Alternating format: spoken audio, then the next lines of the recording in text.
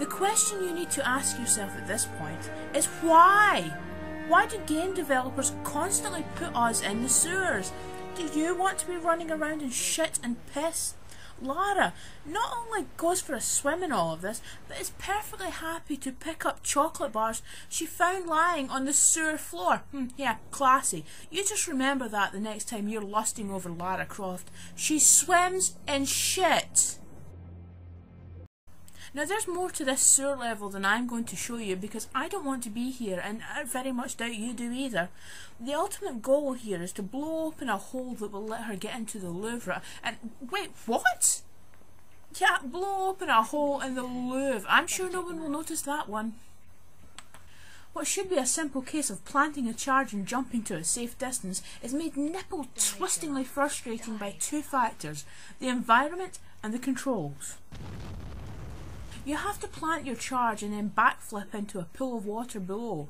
But there's oil or petrol or some other flammable liquid in there, so if you don't dive down far enough, you'll fry.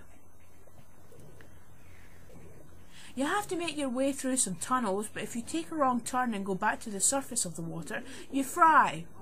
Once you're back up, if you mess up your jumps, you'll fall back into the water and you'll fry. And if you don't manage to jump over that fire properly, you'll fry. But it's okay because you'll be saved by the load screen. It's at this point in the game the controls stop being an irritation and really start to bite you in the arse. You see, despite being on a PlayStation 2, Angel of Darkness still insists on operating on the grid-based style of movement in which you turn like a turret. This might be manageable, if outdated, if the developers had let you use the D-pad for movement, but it forces you to use the analog stick, so movement is made incredibly difficult. The reason it starts to get really awkward here is because we're now at the point in the game where there's a lot of jumping that involves getting your timing right to avoid obstacles. Never does the game make it more painful experience of it than in the laser room, a room that should have taken a minute at most to clear, but took me, I shit you not, a half an hour. Another big problem is the fact that Lara does not start running as soon as she starts moving. Instead she walks for a few steps and you don't build up enough momentum to clear the jump. So you have to move as far away as you can, hoping she will eventually decide to start running. Yeah, good luck pulling off a time jump with those factors against you. Oh, and here's a little FYI to developers everywhere. When people are playing your new game on a next generation console and thinking this series played so much better on a PS1, your game has problems. Just to really pour some salt in the wound, they throw another time jump at you. This time you have to jump over the Mona Lisa and you fuck! You have to jump over the Mona Lisa if you can ever get fucking Lara to run in the right direction at the right time. Oh, and by the way, do you know what happens if you hit the lasers? Poison gas fills the room. Yeah, I can really imagine the Louvre's board of directors okaying that one. And just who thought it was a good idea to have a ventilation duct that leads to the roof above the Mona Lisa?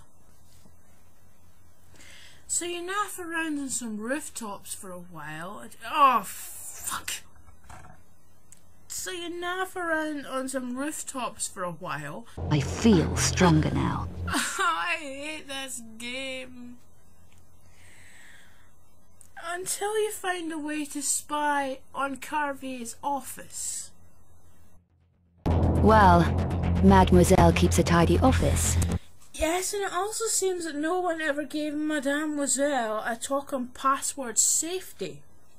Carvey decides to write a password to her office in massive letters on an A4 sheet of paper and blue tacks it to the side of her monitor, knowing full well that a camera with a zoom function looks down on her office. Well done, Carvey, you fail at life.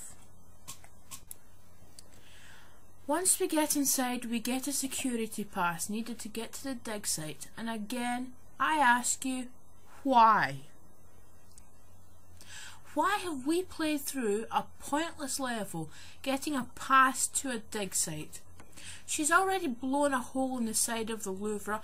why go for the stealthy option now? It's a little late to be worrying about whether the guards know you're there or not. Still, while we're here, we can have a bit of a rummage round for information on the obscura paintings, but this game just can't face the inevitable truth. Dagger of Xi'an, cool. Paintings, lame. We head out towards the dig site and encounter the first element of gameplay that doesn't revolve around light riggings or laser traps, an actual proper puzzle. The excitement soon fades as you realise the game hands the solution to you on a silver platter, or, to be more accurate, Von Croy's journal. But hey, the big hole in the ground opens up and Lara Croft, being Lara Croft, she jumps in without a second's hesitation. You know, that's quite a drop. Oh my god, are we in a cave? Because caves are good. Caves tend to lead to other things, like tombs and stuff.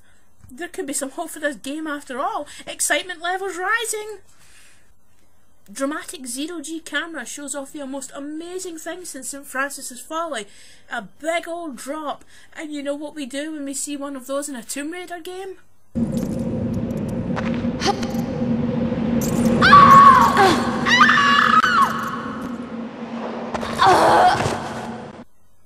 Oh yes! That never stops being fun.